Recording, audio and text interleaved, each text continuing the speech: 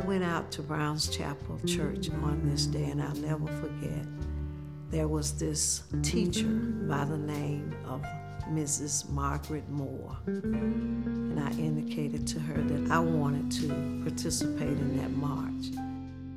She said, "You don't need to march on this march, child." And I said, "Ms. Moore, I want to march." And I started crying. And she took my hand. We prayed before leaving Brown's Chapel Church. And we were in the middle of the marchers making our way downtown Selma.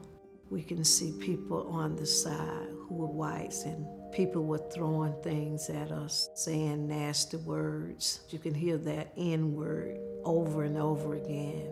And me being a little girl, 8 years old, the faster my heart had begun to beat.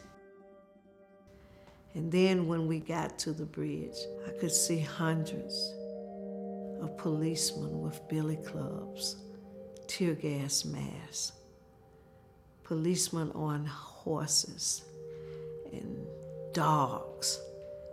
And this became even more frightening to me as a child. I didn't want to turn back, but I had become afraid.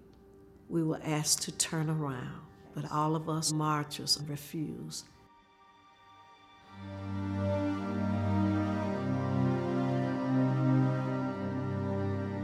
Racism unleashed its brutality upon us.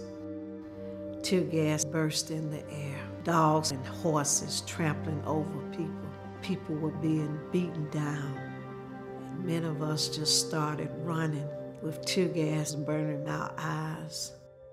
And I had separated myself from Mrs. Margaret Moore, trying to make my way back home. Both my parents were standing in the door, and I ran straight up the stairs to my bedroom crying. There was this song that we used to always sing during many mass meetings.